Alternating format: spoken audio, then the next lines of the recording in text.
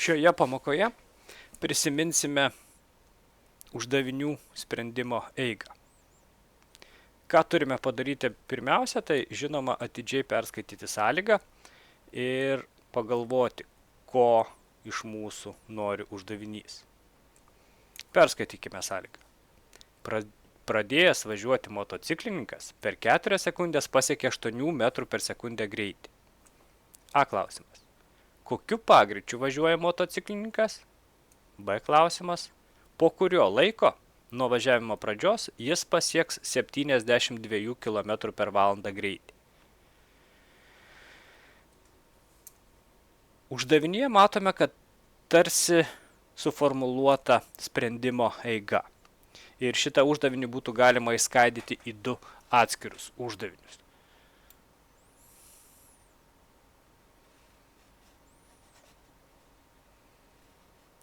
Būtų galima turėti 2 uždavinius, kurie atsakytų į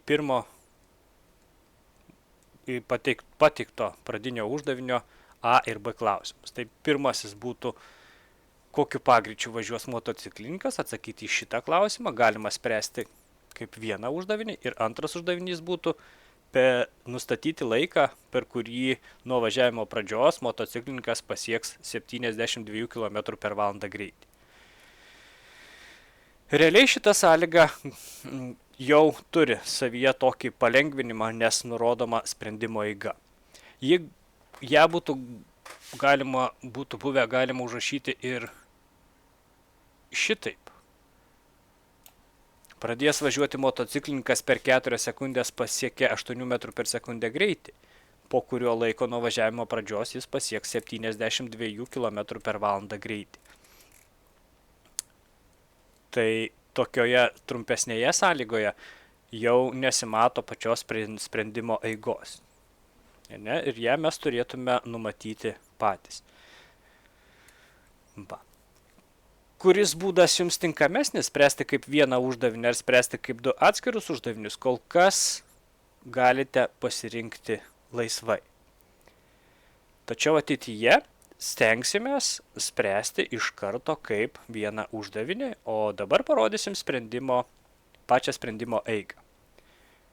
Ką pirmiausia turime pasidaryti? Žinoma, susirašyti sutrumpintą sąlygą. Tai yra, kas yra duota.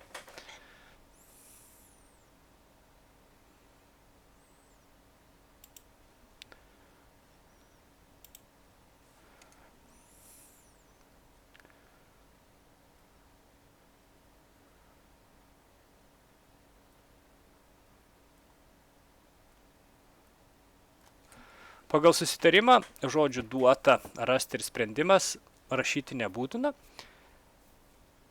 bet kadangi tai yra pavyzdys, jums primenu. Skaitome sąlygą nuo pat pradžių ir pradedame rašytis. Pradėjęs važiuoti motociklininkas. Jeigu pradėjęs važiuoti motociklininkas, vadinasi, jis važiavo iš vietos ir pradžioje jo greitis buvo visiškai teisingai 0 metrų per sekundę. Taigi, pradinis greitis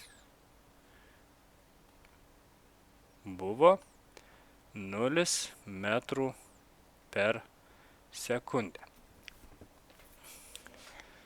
Per 4 sekundės, tai yra laikas, prisimenam laikas žymimas raidė T mažąja, 4 sekundės, pasiekė 8 metrų per sekundę greitį.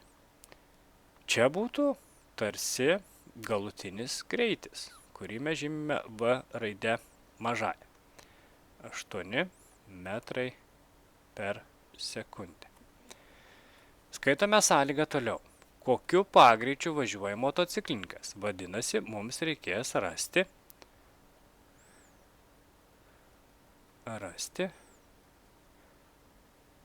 pagreitį.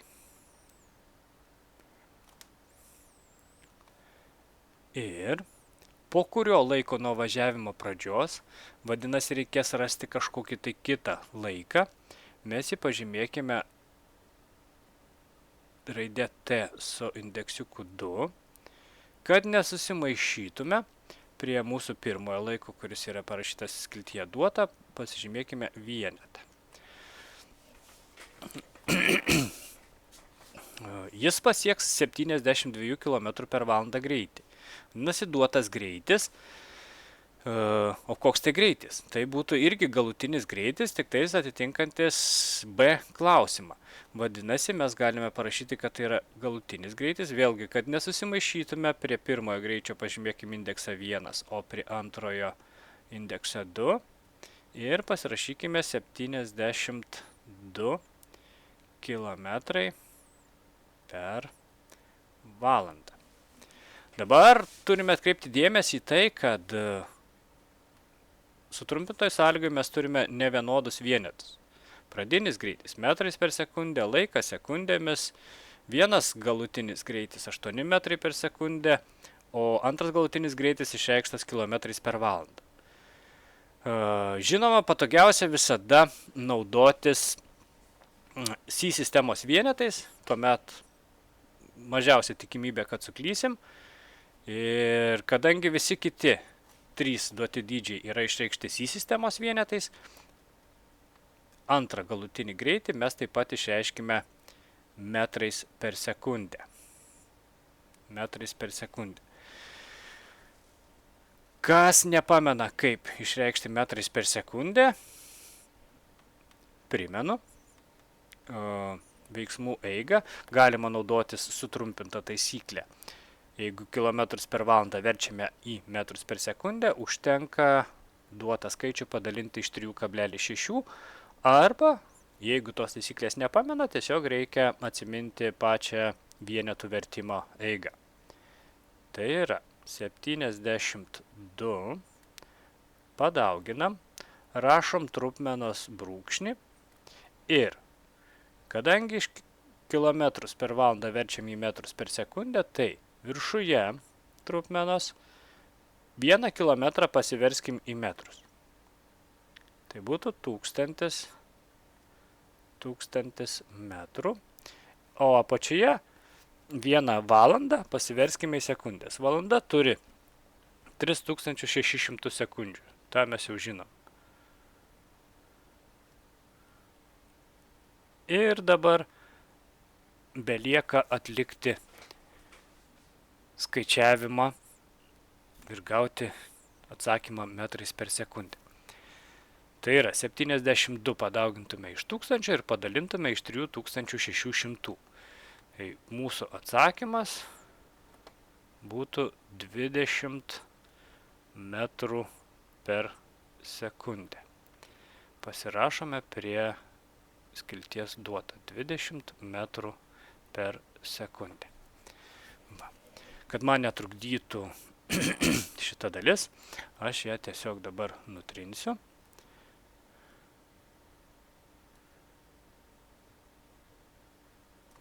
Va. Ir mes turime sąlygą užrašytą sutrumpintai. Tai yra, turime dydžius ir turime nurodytą, ką reikia surasti. Kad nesusimaišytume sprendime, eigoje sprendimo,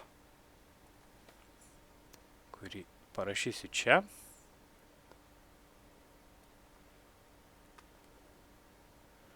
Sprendimas. Eigoje sprendimo mes galime žymėtis kiekvieno klausimo raidę. A klausime mums reikia surasti pagreitį. Surašykime pagreičio formulę. Pagreitis yra lygus galutinis greitis atimti pradinis greitis ir padalinta iš laiko. Kadangi mes naudosimės pirmame klausime naudosimės galutinį greičio 8 metrai per sekundę, toks pagal šios duomenis galima rasti pagreitį, tai mes čia ir užsirašykim, kad tai yra V1 ir naudosime laiką T1. Pasižiūrėjus sutrumpintą sąlygą, matome, kad visus dydžius mes turime, todėl pagreitį galime suskaičiuoti. Pagreitis lygu 8 metrai per sekundę. Atimam 0 metrų per sekundę ir padalinam iš 4 sekundžių. Atlikę veiksmus, suskaičiavę, gausime, kad mūsų pagreitis, motociklininko pagreitis yra 2 metrai per sekundę kvadratu. Va. Tai mes įsprendėme pusę uždavinio. Tai yra atsakėme į ją klausimą, kokiu pagreičiu važiuoja motociklininkas. B dalyje mes naudosime jau suskaičiuotą pagreitį ir atsakysime į klausimą, per kiek laiko nuo judėjimo pradžios motociklininkas pasiektų 72 km arba, kadangi jau esame įsireiškęs į sistemos vienetais, 20 metrų per sekundę greitį. B dalis. Kadangi mes turime pagreičio formulę, o reikia rasti laiką, pirmiausia, prisiminkime, kaip iš pagreičio formulės gauti, išsivesti laiką. Užsirašykime pagreičio formulę antram klausimui. V2 minus V0 padalinam iš T2. Mums reikia rasti antrą laiką. Pirmiausia, ką turime pasidaryti? Abi lygties pusės galime padauginti iš to paties dydžio, tai yra iš T2, nes būtent tai mūsų ieškomas dydis ir tada gausime tokią lygtį. A padauginta iš T2 yra lygu V2 minus V0 padalinta iš T2 ir padauginta iš T2. Dešinėje lygties pusėje mūsų laikas ieškomas susiprastina ir mūsų lygtis lieka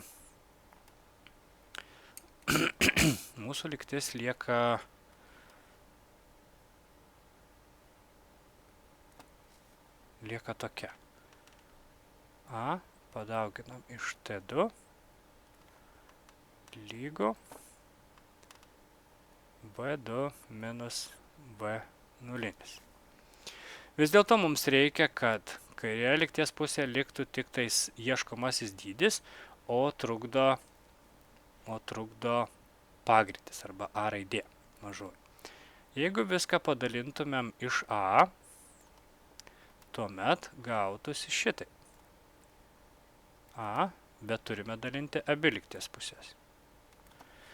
Ir šioje jau lygtyje galime pastebėti, kad pagreitis kairėje pusėje susiprastina ir mūsų lygtis tampa T2 yra lygu V2 minus V0 padalintas iš A. Pasižiūrėję į sutrumpintą sąlygą, į tai, kas yra duota ir į tai, ką mes suskaičiavę, matome, kad mes turim duotą greitį, antrą galutinį greitį 20 metrų per sekundę, pradinis greitis, kadangi nuo važiavimo pradžios išlieka 0 metrų per sekundę, o pagreitį jau turime suskaičiavę A klausime. Vadinasi, galime tiesiog statyti skaičius ir suskaičiuoti, per kiek laiko motociklininkas pasieks 72 km per valandą greitį.